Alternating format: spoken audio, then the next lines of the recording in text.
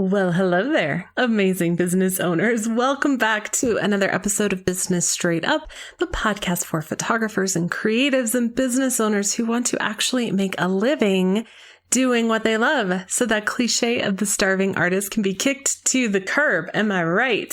Can I get an amen? Today's episode is something that is near and dear to my heart as a mom who runs two businesses with two children at home who are also homeschooled right now. There are definitely challenges that come up, right? And in today's episode, I have the amazing Andrea Maxim with me, who has walked through creating her own extremely profitable practice, only to turn around and teach others how they can do it as well, even while being a mom. Now, personally, I actually struggle with this conversation a lot because it bothers me that women are asked these questions when men are not. However, I do know that so many of my students want to learn from women who have gone before them. So we are going to buckle in and talk about this today because these are important things that we need to address. Whether male, female, everyone in between, there are challenges when it comes to being a parent and running a business. So let's go talk with Andrea all about it. Hey there, awesome people. I am Brooke Summer, and you are listening to Business Straight Up, the podcast for creative entrepreneurs to learn, connect, grow, and build the business and life that they dream of. Welcome, let's get going and dive right in. Welcome back, amazing business owners, creatives, entrepreneurs, anyone who wants to actually make a living doing what they love. I am so excited about today's episode because we are going to look at something specifically that so many of my students struggle with: growing their business and setting themselves apart while also being a mom.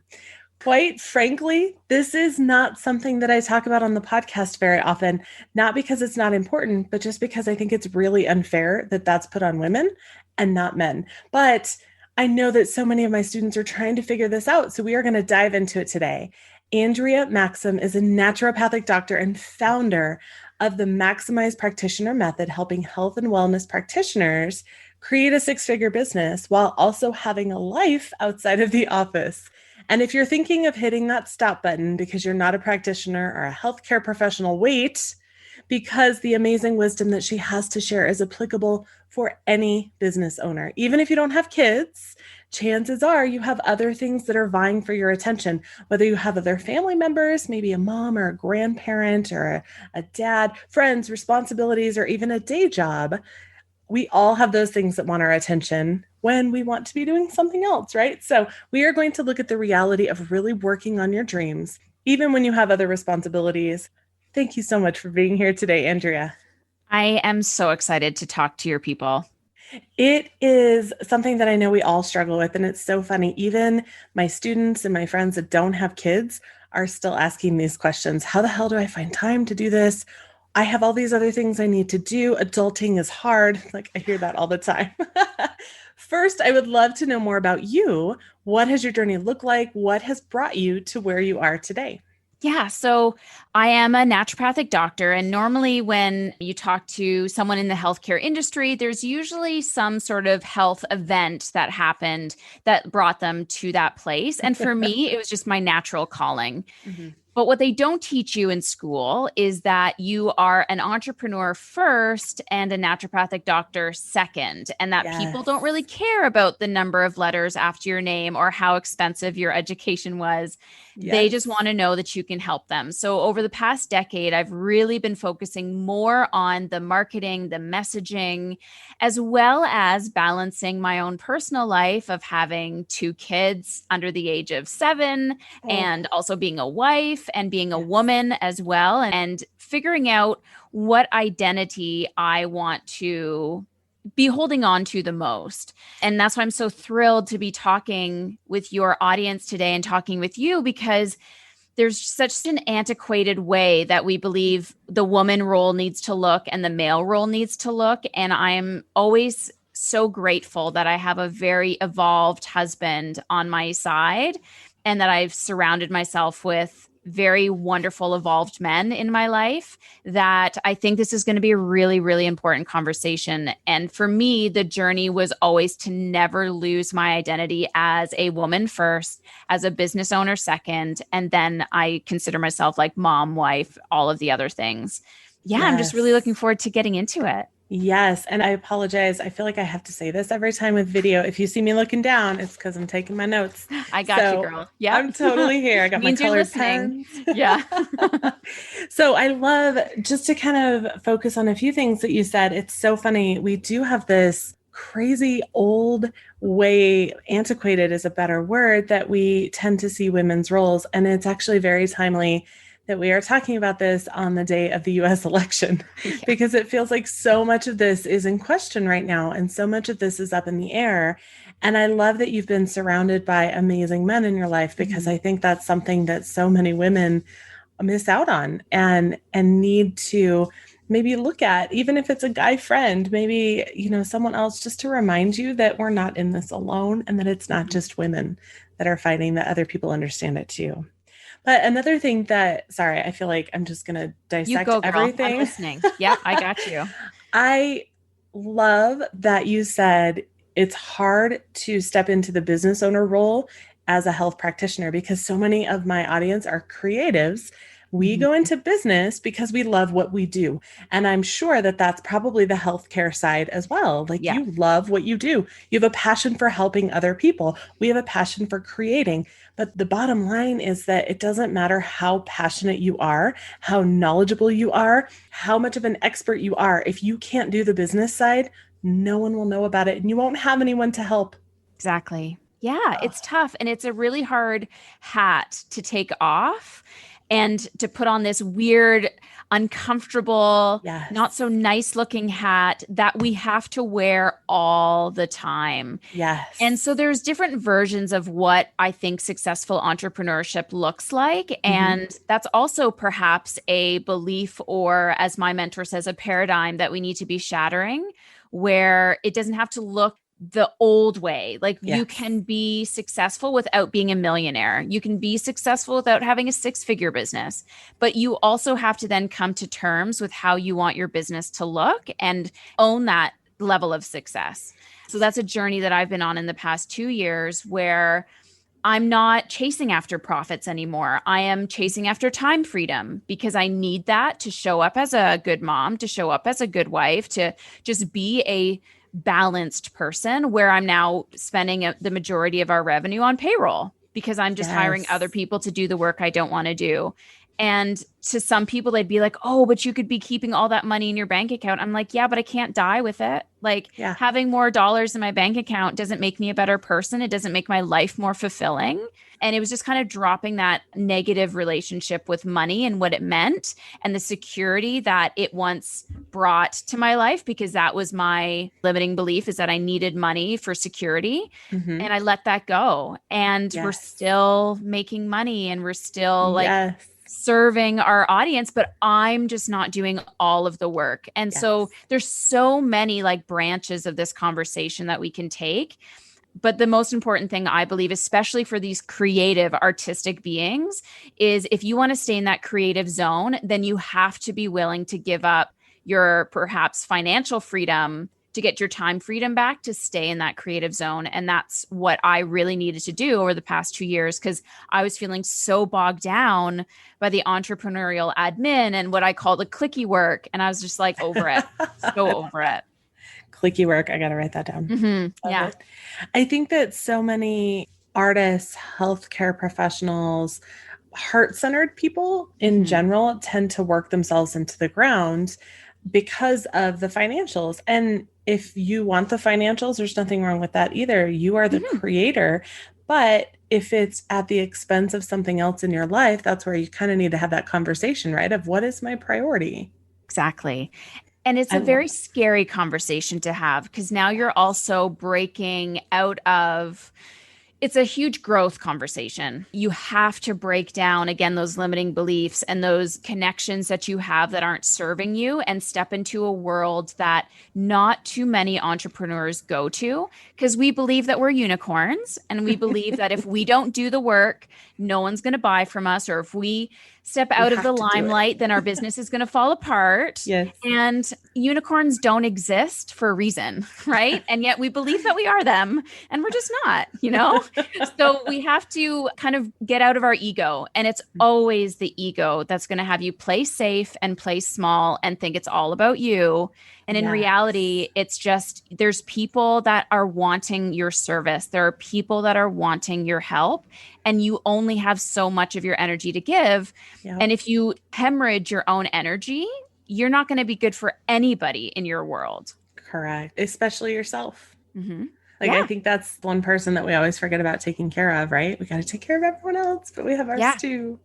So the first emotion that came up for me when you had mentioned wanting to talk about women and moms in business was discomfort, because it really bothers me that women are constantly asked, how do you balance work and family? How do we find time to run a business and be a mom? How do we figure it all out? When men are not asked these same questions, at least not as often. While these types of questions bother me for that reason, at the same time, I know that so many moms are out there feeling like they're drowning and they want to see women who have made it. They look to us for inspiration. What has your experience been with this? Do these questions bother you too? I am fortunate that I'm in a very female dominated environment where I personally don't get asked that question, but I also don't put myself into a place where people would ask me. And I think, and if you can't tell by the tone of my voice, I'm a pretty like forward, blunt, like this is just how it is kind of individual. So I don't think people are really going to go there necessarily with me, or if they do, I can shut it down pretty quick. But there's one very pivotal part of our marriage, my marriage to my hubby, Scott, that changed the trajectory of how I was going to show up as a woman on this planet. And the book that I leaned to was called The Four Tendencies by Gretchen Rubin. And that for me gave me all of the insight that I needed to understand why I was obliging. So if you read that book, and for those that have already read it, holla, I'm a 100% an obliger, meaning I will sacrifice all of the things that I want out of life to make sure everybody else around me is happy, which I think a lot of women are like, oh my goodness, that is me. Hands up. You know, I totally understand that. And it was at a point where we were determining whether to grow our family or not. So he was like loving the idea of having a third child. And I went into having children very indifferent. Like it wasn't something I needed. I didn't feel that I needed to be a mom to feel fulfilled. Mind you, now that I have these girls in my life, of course they say like you could never imagine your life without them. But being an obliger, having this conversation with him about having a third child really brought up a lot of emotions for me, because he loved the idea. My mom loved the idea. And there was a part of me where I was like, well, you know, what would the worst case scenario be? And sure, we have like all the love. We weren't struggling for space. We weren't struggling financially. Like there was no real obstacles in our way, except I was just like, when is it going to be about me again? Which sounds very selfish, but I had to be selfish in that moment. I had sacrificed now up to that point, like 3 years in the mom role. Labor is a huge traumatic experience for me. So I was even debating like, well, should I do a C-section if we do go through with this? Or like, but I don't want to do a C-section, but I don't want to do a vet. Like I went through all of the things. We even sought out counseling just to make sure that we were both on the same page. But at the end of that journey, I realized like enough is enough. I am done obliging people. I am done sacrificing my body and my dreams and goals to make everybody else happy for me, to the point where I was like, if this is really important to you, I will sign the divorce papers today. And when I was so adamant about where my end point was, like I forget what the actual word is, your hard limit, when I realized that I can have a hard limit and I can own it to the point where I'm willing to sacrifice my marriage, that changed everything for me. And I think there's moments in our lives as women where we are going to feel that hard limit and not listen to it and just continue to, for lack of a better word, suffer, or just be an eternal optimist and hope that things are going to get better, where what's going to show up, and this is what I knew was going to happen, is the amount of resentment that I would have started to create towards my husband was going to break us up anyway. So it was just sort of like, you know what? I'm going to put me first. And that conversation that we had where I finally put my foot down really helped me own where I want to be, what identity I want to hold, and what I won't tolerate anymore. From there, it just became about having open communication, because you also can't be holding on to all of these emotions that you may be feeling and expect people to know what it is that you're feeling. And it is an uncomfortable conversation to have. But the best part is the more you talk in a very productive way. So when I want to bring something up that's bothering me, because still the roles will happen. I start doing all the cleaning, picking up the kids from school, I'm working, and my husband does seasonal work. So there's going to be months where he's not and months where he is. And for a while there, I tolerated it. And again, even coming into the winter season, I was like, babe, I'm not, I like can tolerate things to a point, but you have to understand that I'm not a maid. I am not like a chauffeur. I am not a Yes. cook. Those are not the things that I do. You are a fully capable adult human being, and these are your children, and we're partners. It's not going to Yes. be the male female role. And I just Yes. constantly have to have that open conversation with him. But when we approach it, I always say, babe, I have something that's really bothering me that I'd like to talk to you about it. You tell me when you are ready to be open for this conversation, and then we'll chat. Maybe an hour goes Interesting. by, Yeah. maybe a day goes by. I don't push it, but I will never catch him off guard Hmm. with something as deep as that. And when we do then have that conversation, there's no yelling. Hmm. There's nothing but listening. And as I said, he's an incredibly evolved, wonderful man. So I'm so fortunate for that. But we also know how to set the stage so we can have these difficult Hmm. conversations and feel heard and see the change start to happen. And all of this is just, again, part of that personal growth that you have to be comfortable with. Yes. And why do we glorify this sacrifice for women? Like all the Mother's Day cards, it's so funny. I never even thought about this until Shonda Rhimes said it on the Oprah, Mm-hmm, like Super hmm. Soul. She said, why do all of the Mother's Day cards say thank you for sacrificing everything for me? And the Father's Day ones don't. And I'm like, wait, no, that can't. Yeah, that is right. That is crazy Wow. to me that when women want to stand up and say, guess what? Hmm. I get to matter as an individual as well, not just as a wife, not just as a mother, that that's seen as selfish because it's not selfish. We're all individuals. We all have beautiful gifts and things to give to the world. And for someone to embrace that is not selfish, regardless Hmm. of gender or age or background. And I use that word when I was Yes. talking, that I felt that I was sacrificing. And so I can totally understand. Yes. And here's the other thing, though, too. Women are superhuman. We're And I loved what badass. Reese Witherspoon said, is she said, if you ever watch a movie where a woman asks the man, well, what do we do now? She's like, that is written by a man. It is directed by a man. Like, it is not what women do. And it is so true. Like, even in my own life, I'm like, when have I ever asked Scott, like, what do we do now? Like, I'm lost. Can you help me or save me? Or like, I'm the damsel in distress over here. Oh, It never gets said by women because we just like effing figure it out. We just yes. do. No one ever asks us. We just get it done. We just have life organized. We can take care and we can balance. Yeah. But it also comes with, again, and I'm going to use it, that the sacrifice of our own well-being and our Yes. own energy. And as a healthcare practitioner, do you wonder why 90 to 95% of my practice is filled with burnt out moms? There's a Mm, reason. There's a reason yeah. why. And this is why I think this is such a powerful message. Yes. What if you didn't have to worry about writing emails to your list for the next 6 months and maybe even a year? Yes, it's true. It's finally here. My students have been asking me for this for years, and I have heard you, and these templates are finally available.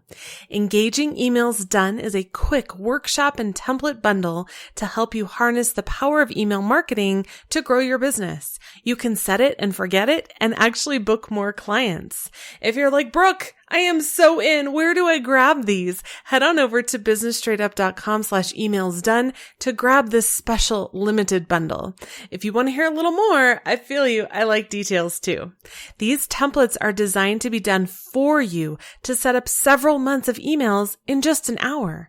Plus, I've recorded several how-to videos to walk you through the technical steps for several different email service providers if you're not sure how to customize and schedule them.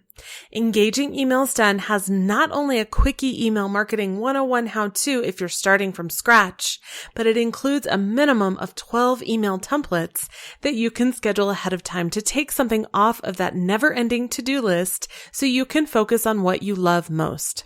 Side note, I did say a minimum of 12 because I keep thinking of things to add, so you might even get more than 12. These are brand new. I've never offered something like this before. So grab your email templates plus email marketing 101 plus tech tutorials before the price goes up. Grab these templates, tutorials, and help all at businessstraightup.com/emailsdone. Again, that's businessstraightup.com/emailsdone. Do you believe in work-life balance, truly, or do you think it's a myth? No, I don't either. And when I say that, people are stunned. I said, well, when you have your attention one place, it's never on the other. You can't split that. It's just not reality. So what is there something like some crazy awesome tip that you have that helps you kind of get as close to balance as you can? Yeah, I guilt-free balance. Awesome. When I'm working on my business, I'm working on my business and everyone knows it and I own it. And when my kids are like, oh, mom, will you play with me? I'm like, no, I'm working. And I'm so fine with that because then when I can switch into mom mode, I am present with them. Fully present. Mm-hmm. Yes. Yep. So for me, it's always just been owning my decision. If my decision is to do this, then I own it and that's what it is. And there's no guilt. Yes, that was a really difficult discussion with my husband this year with the pandemic.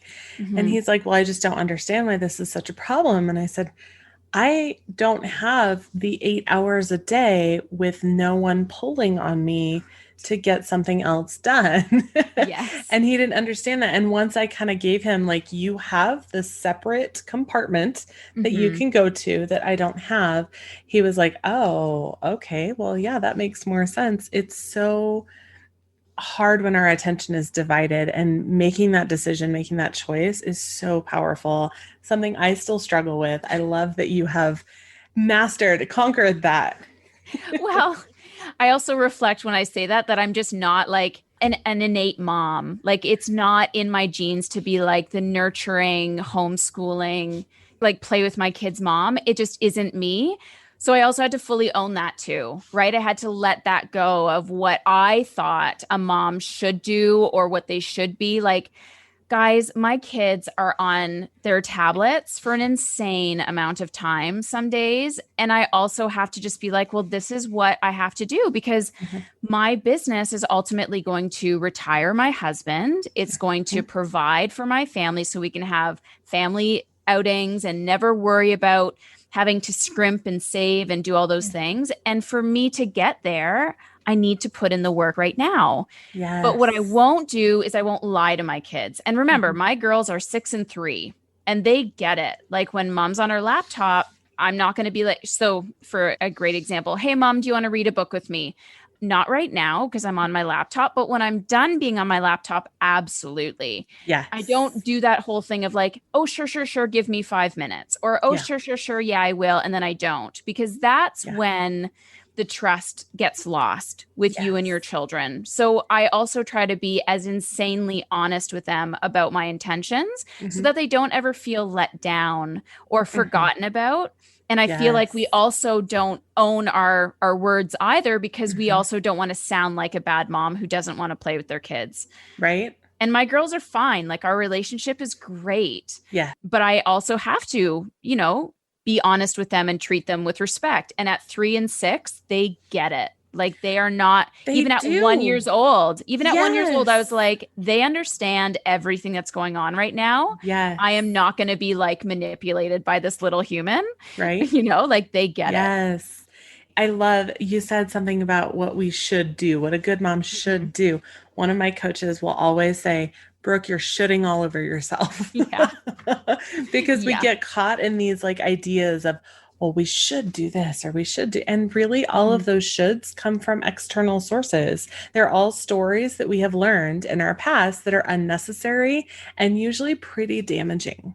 I would agree. And that's again that conversation about limiting beliefs and breaking Yes. paradigms. And a paradigm is, again, your perception of what something should look like, and just shatter it. Like we are, Yes. while the world is absolutely topsy turvy crazy, there was a huge amount of awakening that Mhm. happened when the shutdown happened. And the people that were willing to look and analyze and reanalyze how they were living their lives up to that point got the message. And Yes. those people that didn't, that hid and became anxious or angry or fearful or blamed COVID for all of the things that happened, those people didn't get the message.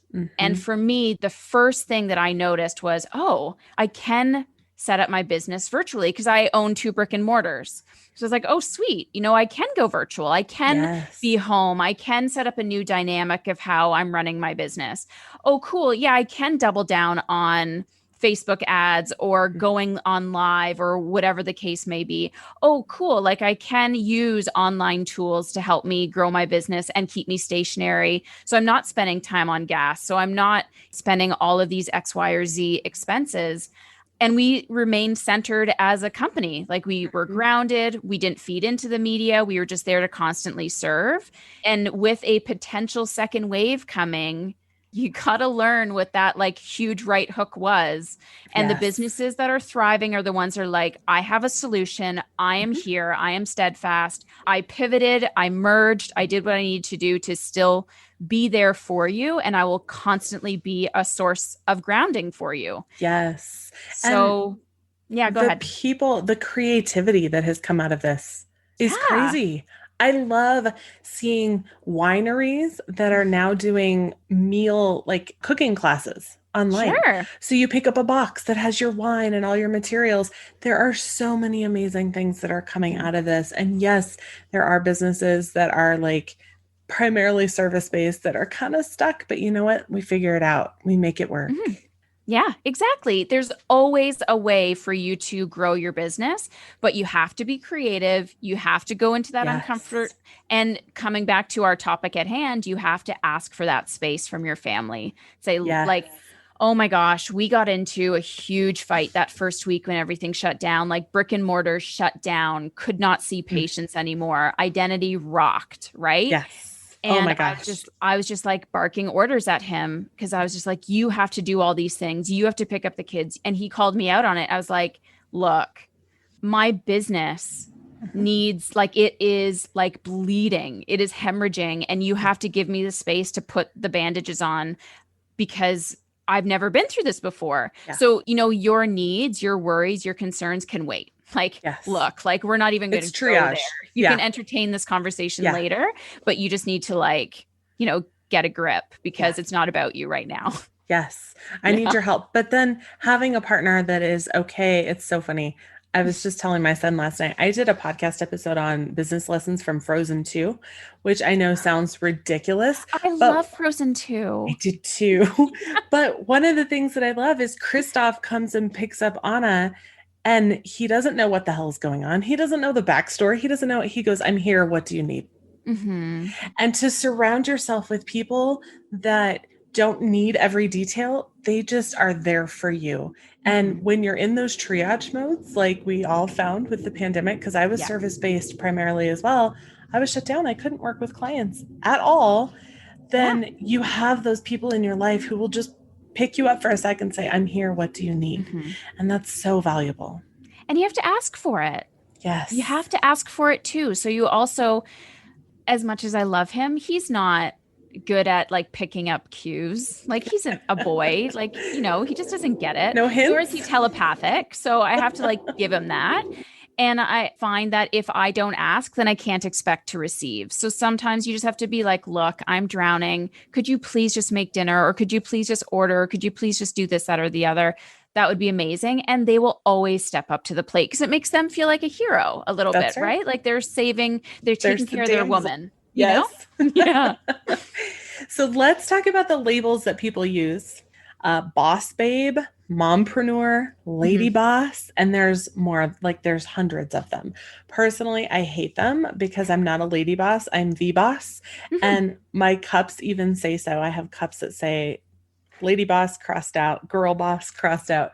But I do know that there are so many women that identify with these. So I use the hashtags on social media trying to find women that I can speak to. Do you identify with any of these labels? No, I come from a very equalist stance. I don't know why there has to be gender labeled terms to Right? emphasize a particular position that you have in your industry. Again, as an online entrepreneur, I kind of put my own stake in the ground and create my own niche. So I don't really feel like I'm competing against anybody else.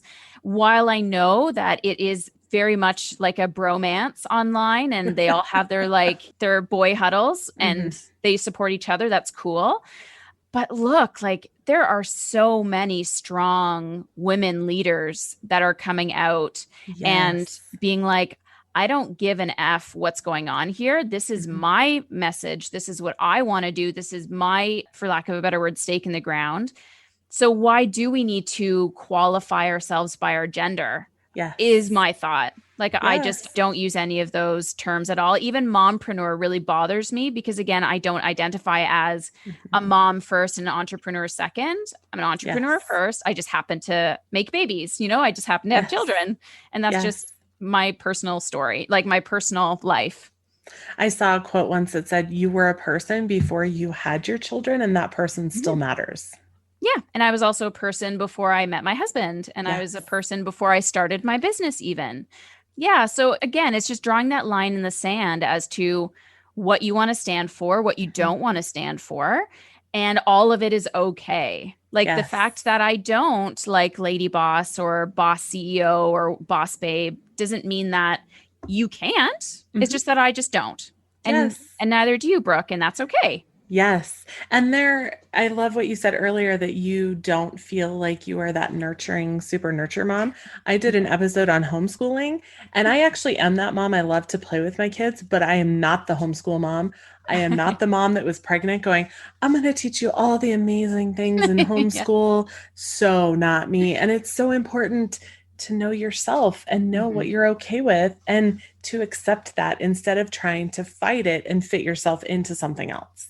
It makes life way easier if we stop Yes. trying to fit into a story that doesn't actually written for us. Right? It's just again, everyone wants to be their authentic self. Well, be Yes. it. Like just own your faults, Hmm. own your limitations, own your Hmm. weaknesses, and frig, like own your strengths too, right? Like Yes. my girls still know if they need to get something done, they ask mom. If they want to go shopping, if they want to go do something like go for a trip, they Hmm. ask mom. Like that, if they Yep. want to snuggle at night, like I'm always available. It's just the other Yes. stuff, but it's that other stuff that I don't think in the grand scheme of things will really matter. I Yeah. think when it comes to raising children, so long as they feel safe and nurtured and loved unconditionally, Yes. and as a entrepreneur who is a female, Hmm. raising women, I would hope that they would reflect back and remember how hard mom worked and look at what she Yes. created from nothing.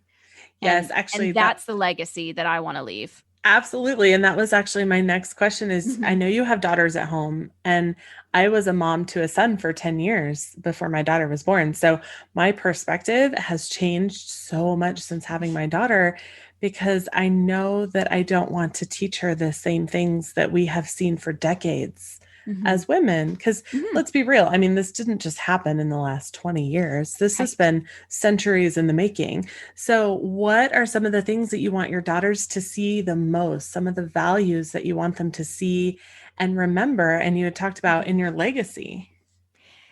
When I want them to reflect back on what their childhood was like, I just want them to remember that their mom was happy and that their Mhm. mom laughed. And And that they have the right to be that too, yeah. because And that's what they saw. I wasn't laughing for a really long time. And it's funny that that's the one thing that I reflect on now as you ask that question, because we would watch a show or a comedy and I would be so like ingrained in my laptop or working on my business or trying to keep my hustle up that I never laughed out loud. And since Mhm. starting to relinquish a lot of these negative beliefs, these limiting beliefs, these ideals that don't serve me, I'm like laughing out loud and I'm singing out loud. And all of that reverberates into my family to be like, you know what? Mom's good. I'm good. Mom's happy. I'm happy. Like happy wife, happy life. Yes. Totally true. Yes. And that they'll remember that I was home. Like I was there Yes. for them in the mornings. I was there for them when they came home. Like I was around. And that And those two things matter the most. and even if you are working, just being there is Mhm. such a big deal. I know I was raised by a single mom who had to work two jobs. Yeah. So if I was sick at school, I stayed at school. Mhm. Like if she could pick me up, she would, but she didn't have that freedom that we have that because we've created our business to fit our Yeah. life instead of the other way around.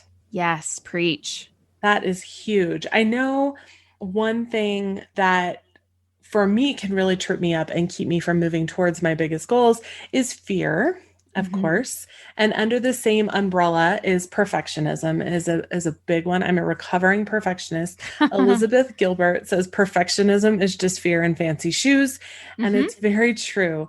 How did you get beyond the fear to make these big changes in your business, in your life, and to actually make these choices to stand up and say, I am a person who matters too before I was married, before I had Mhm. children, and we can all coexist happily.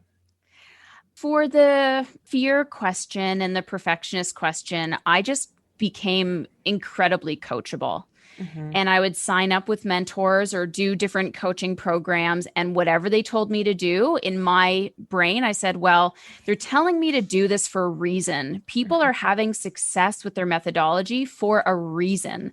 So instead of being a yes, butter, I was just like an okay. Like Yes. you're telling me to jump off this cliff and the net will appear. Cool. Like I'll do Yes. it. It was scary AF and it was anxiety provoking AF. And I lost many a night of sleep. Like it wasn't like seamless, Yes. but because I remained coachable and trusting of the process, it allowed the growth to happen. Yes. And I didn't limit myself based on what I thought was safe or what I thought I needed to do. Or, as I said, the yes butters, they don't grow because they're Yeah. always like, it's, yeah, but what if blah, blah, blah, blah. Well, Yes. then never mind. Like, moving on to Yes. someone who's just like, yes, hand raised, tell me what to do. I will follow you because they've paved the path. Like, they paved it in fire, and we just get to walk over the warm coals. That's why Yes. we seek out coaches and mentors. So Yes. that was the big thing that I had to, again, drop the ego, get out of my head, stop thinking about all the things that could happen, and just be like, what if it was amazing? What Who's to if, say that? What right? if, that whole quote of something about flying? What if you do fly? You just Yes. don't know until you take the leap. And the yeah, but people, it's so funny when I work with students, I will tell them stop arguing for your limitations and Hmm. consider the possibility. What if it actually does work? Yeah. What's it going to hurt you to try, right? I mean, if you try and it doesn't work, okay, then you move on. You make a decision, you move on. That's really hard for a lot of It people. It's is. really hard for a lot of people It to is. go into that shadowy, unknown, dark place that they've never been before. Oh. It's hard. It is, and it's scary, and it's something that our brains, have worked for thousands of years to keep us safe. Yep. And so if they see something that's scary, oh no, it's going to be terrible. People are going to make fun of you. people, it's Mhm. going to fail. Like you hear all Yeah. these things in your head. Absolutely. And the fear of failure, I think, is probably what's driving all of that. And again, it Yes. comes back to like, who do you have in your corner that's supporting you? And if everyone is working against you, that's going to like play mind games with your Yes. ability to move forward for sure. And sometimes that working against you is even on a smaller level. Like I have some students who say, oh no, he's supportive of my dreams. But then you hear some of these comments that are made, or my mom is really supportive, Hmm. but she said I shouldn't really be doing that. I'm like, is she really supportive? Hmm. Are we Yeah. really surrounding ourselves with the people who will push us to be the best person that we can be? Yeah. And that's also on you, right? So again, Yes. this is all, it sucks. But if you want something in your life, you have to either own it or get rid of it, right? If there's someone who isn't supporting you, you just distance until Yeah. you get that strength that you need to filter. And this is just more of like a pop culture media or reference, but I've like loved RuPaul's Drag Race Oh, I love just him. with like a lot of the, oh, you don't watch it? I don't watch the show, but I've read his Oh. book and I absolutely Mm. love him as a person. Hmm. So I'm not a huge fan of reality TV, but I do Fair love him. enough. It was like more of a COVID necessity because I had nothing else to Mhm. watch. But Yes. the ultimate message is like these people are standing up for the lifestyle that they want. And you hear the stories of just the insane amount of backlash and Mm. family members disowning them because not only are these men gay, but they're also like dress Yeah. and drag. Yeah. So Yeah. like they even said that on the show, like they are the extreme version of gay, not only just a gay male, but now they're also Oh, a drag that's gay true. male. Yeah. Just really listening to other people's journeys that are way harder and way worse than ours was always just very inspiring to me. And it's, of course, done in a very lighthearted way. But Yes. I just always say, we have one life. This is how I want to live it. If you don't want to be alongside me, then peace. If you want to be with Yes. me, awesome. I'm willing to lose anybody who isn't willing to like Yeah. be on my side. Yes. One of my favorite quotes from RuPaul is, we're all born naked, the rest is just drag. Right. Yeah. And we're constantly putting on these like different identities Hmm. of, oh, am I a stay-at-home mom now because of this pandemic? No, I don't want Hmm. that. And you have to pick and choose what works for you and what doesn't, and what fits and what feels good. Hmm. Exactly. And own it. Definitely. That's right. And be Yeah. okay with that. For sure. Oh my gosh. I am so appreciative of your time and your wisdom, Andrea. Thank you so much for being here today. I know figuring out how to build a business to fit into your life, like I said, instead of the other way around, like Hmm. trying to fit your life into your business, is something that so many of us have to learn the hard way. And then we figure it out. And I know that my listeners will love to hear what you have to say. Where can people learn more about you, what you do, connect with you, and learn more? Instagram at Andrea Maxim ND is the best place. And then you can just start a DM conversation with me and we can go from there. Perfect. And you said healthcare practitioner. So Mhm. I know that there's so many different options, and I know that you're a naturopathic. So do you remotely work with women who are burned out and figure out what they can do to help with their health? Or is it something that you do more in person, like you have to examine someone? Well, we do both, but Mhm. legally I can only do it in the province of Ontario where I live, Oh, and that's where okay. my license is. Yes. However, in the fluster of the pandemic, we Mm. did create an online course called the Maximized Health Method, which walks through the exact strategy we have our patients go through and gives you insight into the labs that you could talk to your functional practitioner about or your Nice. medical doctor about. So it's a fully comprehensive program. And again, if that was something that anybody was interested in, just hit me up on Instagram at Andrew Maxim ND and I can kind of point you to that direction. I know it's not something we really talked too much about today, but I know that our health can suffer so much when we are Hmm. feeling that burnout. And then we start to see our physical body Yeah. deteriorate as well. And we're like, well, this is just fabulous. So, learning how to manage that and manage your own health and take care of yourself is so valuable as well.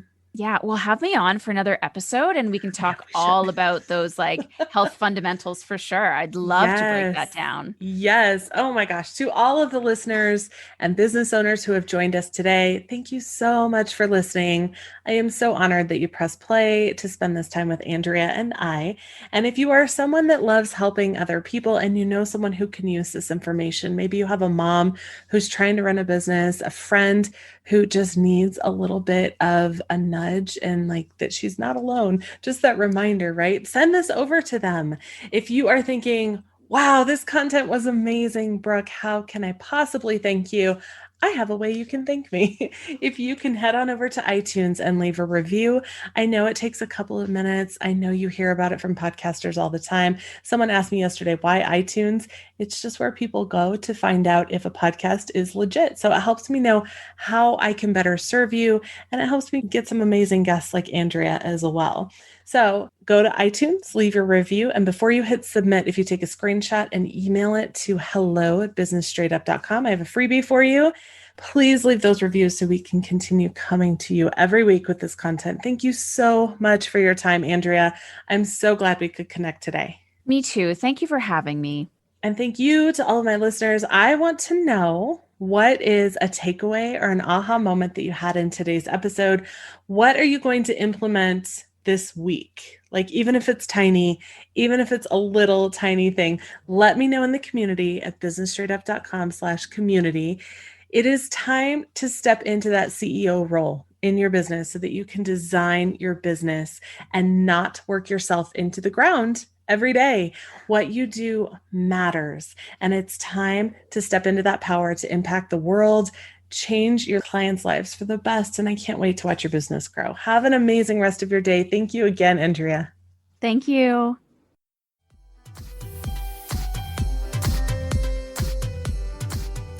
Thank you so much for listening to Business Straight Up. I'm so glad that you could join us today.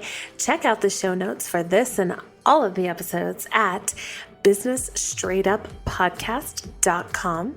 And I can't wait to talk with you again. Have a great day.